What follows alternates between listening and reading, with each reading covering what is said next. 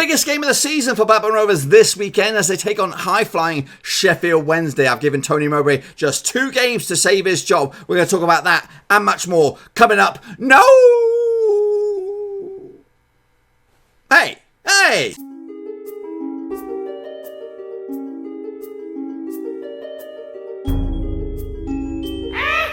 That's right, folks, back once again with another match preview. This time looking forward to Blackburn Rovers' next match out in the Championship up against Sheffield Wednesday. And we'll get to that in just 1 second. If you're new to the channel, smash that subscribe button to keep you bang up to date with all things Blackburn Rovers related, Championship related, world football related. We're going to all hear Warowski. That's right. And we are talking about the biggest game of the campaign because Rovers need a response. We've been on the back burner. We've been on this sort of wobble for a few games now. 6 games without a win. We're supposed to be knocking on top 10 football here and beyond. And we look absolutely clueless when our backs are up against the wall. There's no fight. There's no desire. No passion. We need something to change. Fans are getting restless. They are getting restless. And, you know, it's... Football's a funny old thing. We'll talk more about that. Let's just get into the thick of things and take a look at the match in a bit more detail. It does take place right here at Ewood Park, the home of Northwest football. Yes. And Sheffield Wednesday are the visitors. They are managed by Gary Monk. It does take place 2nd of November. Adam reached the danger man for me. He's not really been hitting the heights so far like he's done in the previous year, scoring absolute bananas. Last time out, Sheffield Wednesday finished 12th in the Championship. They played each other 152 times with Sheffield Wednesday winning 59 of them. We've won 55. It's been 38 draws along the way. Last season, it was a bit of quite a good encounter between these two sides. 6-goal thrillers, both at Hillsborough and Ewood Park, both 4-2 respective scorelines. So last time out was a 4-2 win for us. So if I'll take that any day now. This season, obviously, duking it out this Saturday and then again on the 18th of January. If you are a Sheffield Wednesday fan and you want to be a fan of the week, maybe this week. I don't know. I'm not really planning on having fans this week. But if you want to do it for the next time, get in touch with me in the old comment section down below. We can make it happen. Anyway, let's take a look at my expecting starting lineups for these bad boys. So there's no real major injuries for Sheffield Wednesday or suspensions. They come in there with a clean bill of health. Rovers on the flip side, we have a who's who of injury. We have lost Gregory Cunningham or Greg Cunningham. To you and me, you know, because he's out for the year, even though he's on loan. I do hope that we can explore that again. I think it's a shocking injury. It's taken, you know, I was excited when we signed him. A lot of good vibrations were going around the signing of him, but to only be given a sample of him and to be taken away, I think we're a little bit hard done by. So hopefully we can revisit that maybe next year. Darrell Lenihan's also out till December. Brent Brereton mid-November. Sam Hart, we don't know. Lewis Holtby, hopefully he's back this week. I don't know. I've not put him in the lineup anyway. Joe Grayson and Dominic Samuel.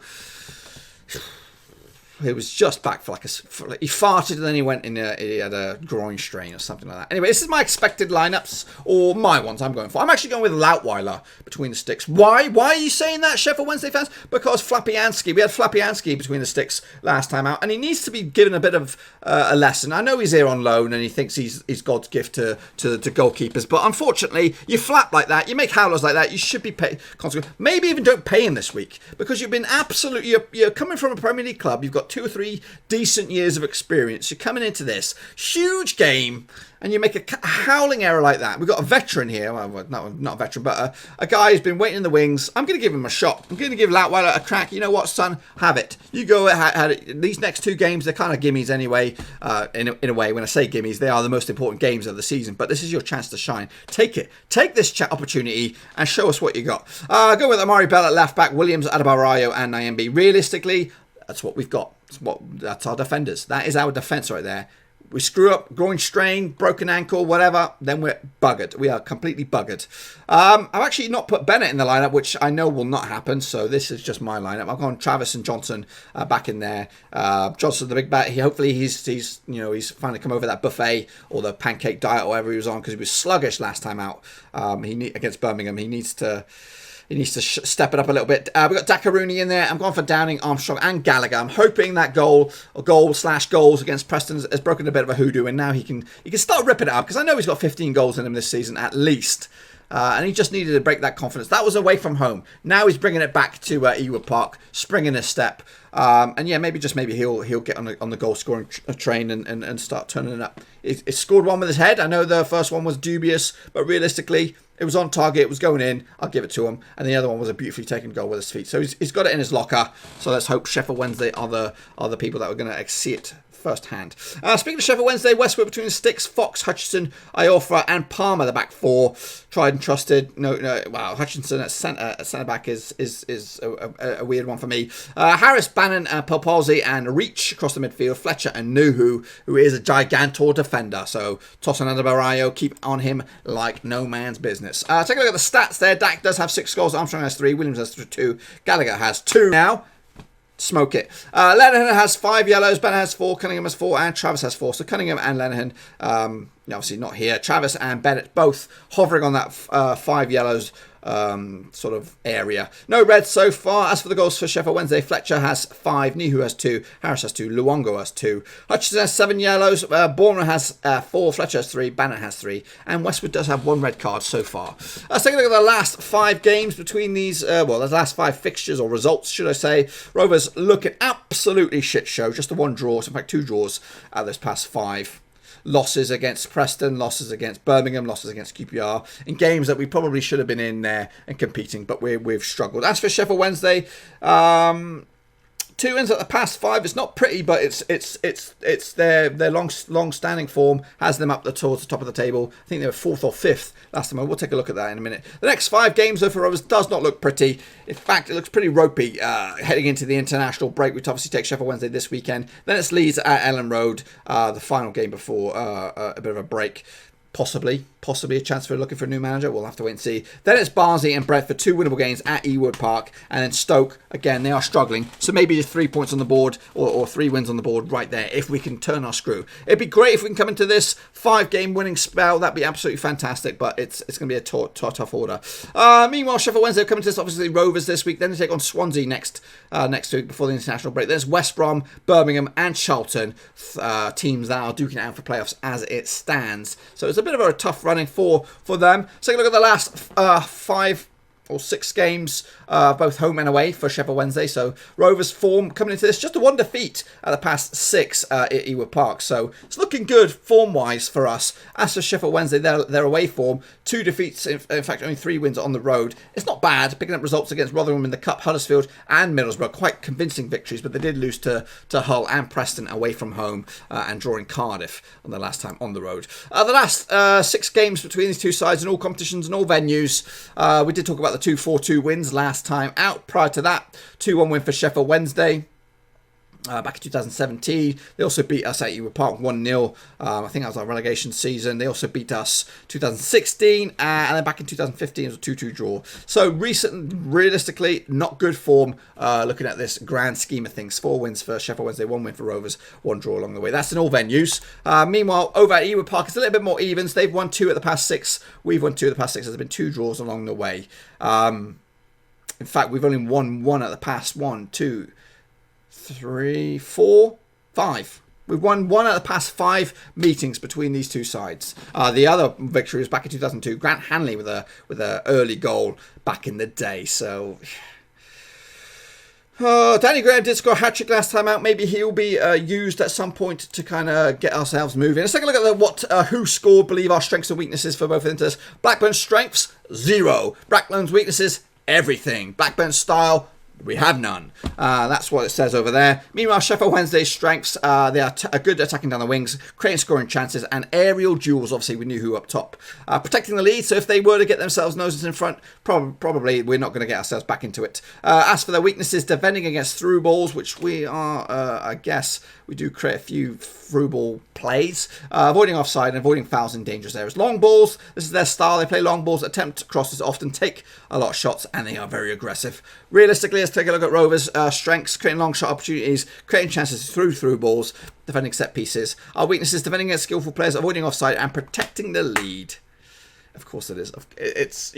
it's hideous. It's a hideous stat. Mentality is what needs to be improved. Mentality. We need fighters in there to think, you know what? Yeah, we're a goal down. We've got 75 minutes of the clock left to go. Let's get it on. Let's get this shit together. Let's not piss around and take forever. One thing that does irk me with Rovers is I looked at a stat quite recently. Shots on target. We're in the bottom 3 for shots on target.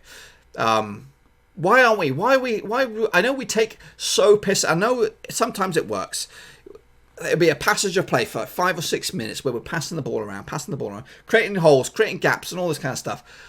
Yes, it's pretty on the eye and stuff like that. Right now, we need to we need to be able to do that. I love it. I love that sort of style of football. But there's also need to be a way where, you know what, we're 2-0 down. Let's start firing the trigger a little bit. Let's start firing off some shots. Let's not just piss around and pass the ball. Get the ball up there. Sam Allardyce-esque it. Have some shots on target. Try and get the game back on an even keel. And then maybe try and win it. Because when push comes to shove, we need to be able to switch the clock and start firing off some shots. It frustrates me that we have a creative and attacking talent like Dak, like Armstrong, like Gallagher, like Downing, like Holtby. And people are either afraid to shoot or that's not in our mentality, is to have an early shot.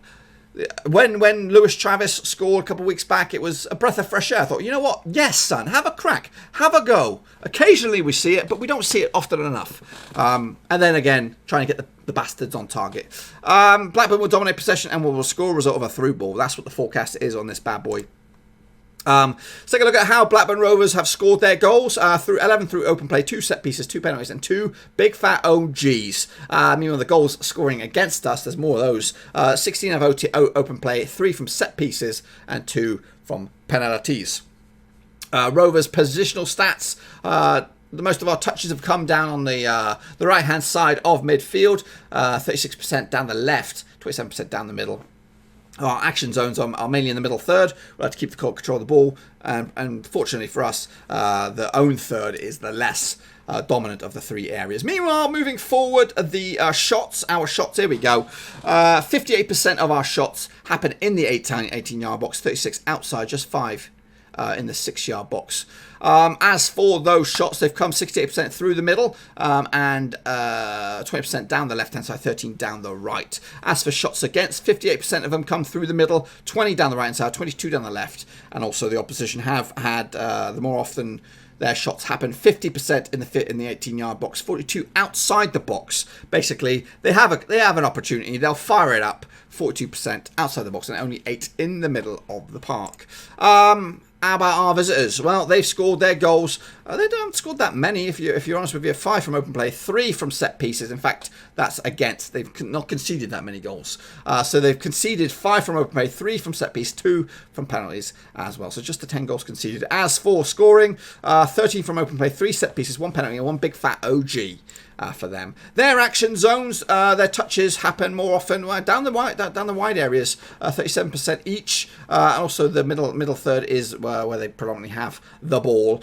Meanwhile, their shots take place 51% in the 18-yard box, 38% from outside the box, 10 inside the 6-yard box. They come through the middle and occasionally from the left-hand side. As for shots against them, 70% come through the middle, so they are pretty weak at defending the middle area, I would suspect. 56 from 18-yard box, 36 from outside the box, and 8% in the middle of the park. Let's take a look at the form book coming to this. It is not good reading, folks. Let's get them up there. Rovers are bottom. They are the worst team in the Championship at the past 6 games, just picking up 2 points. That, my friends, is relegation form. I'm telling you right now. A win, though, we'll look at the table because a win in the form book doesn't really answer. But Sheffield Wednesday, they'll come to this 5th in the table form book. 1 loss at the past 6. So it's not a good opportunity for Rovers. And then on the flip side, we do have Leeds, who surprisingly are down into 14th in the form table, just a 1 win out of 4. But we're not looking at that game. We'll look at that another week. But yeah, Rovers are in shit form, real shit form. We're down there with Barnsley and Middlesbrough, who I believe are in a bit of trouble at the moment. I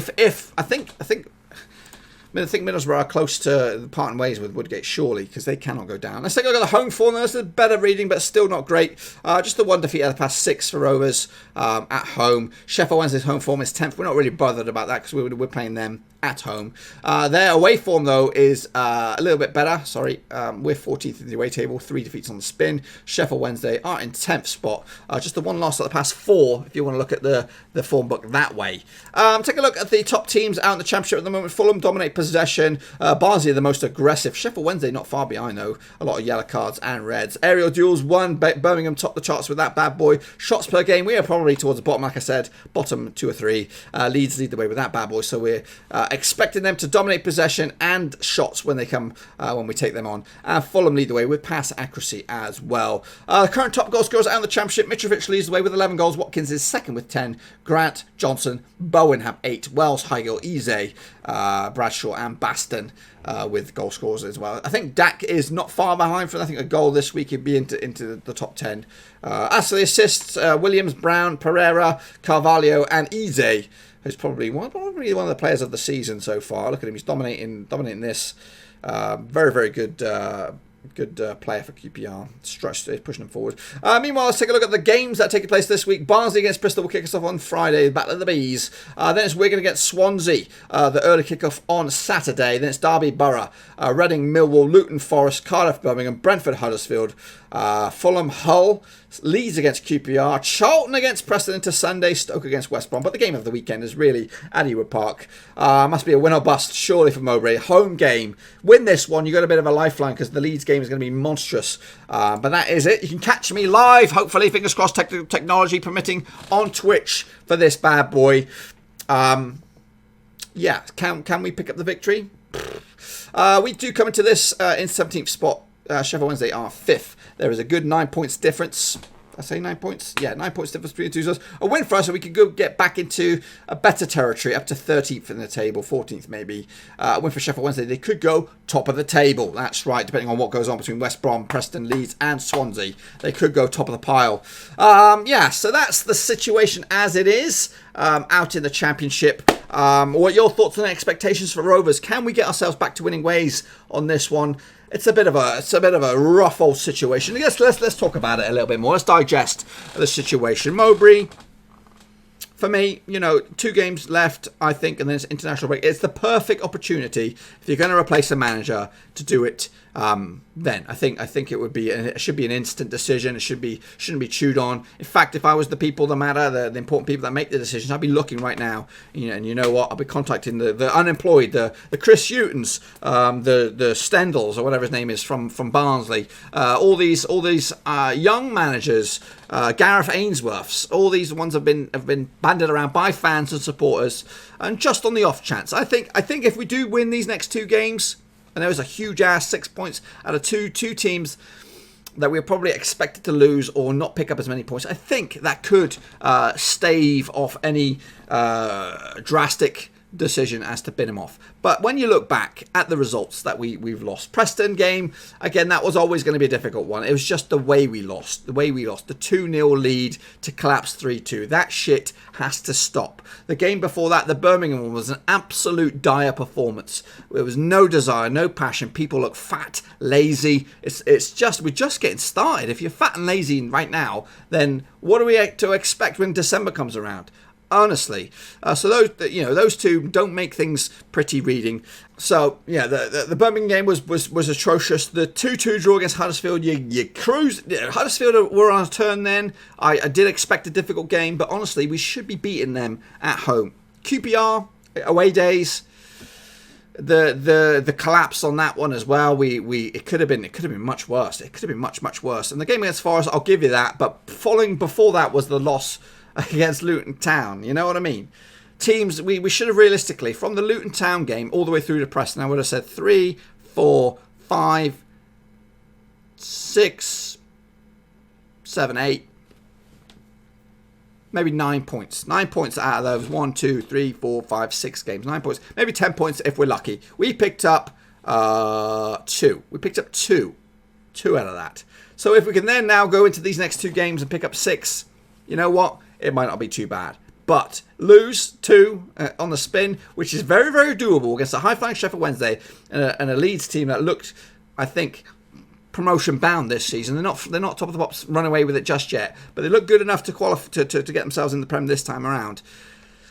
But if you pick So, I'm just saying, it's looking like an uphill mountain to climb, but if you do it, you know what, stay of execution and you can go into December with me on your side. Otherwise, I'm going to have to be very vocal and very blatant about it, because we need to change, because otherwise we could get sucked into a vacuum of relegation once again, and that shit cannot happen. Anyway, folks, give me your thoughts and opinions about what you expect this weekend. Rovers against Sheffield Wednesday at Ewood Park. Give me your thoughts and predictions in the comment section down below, and I'll see you all very, very soon. Thanks again for watching. Please like, share, and most importantly, hit the subscribe button to keep you bang up to date with all things Blackburn Rovers related, Championship related, football related. We've got it all covered right under one roof. And while I still have you, please be sure to check out some of the old videos scattered along here.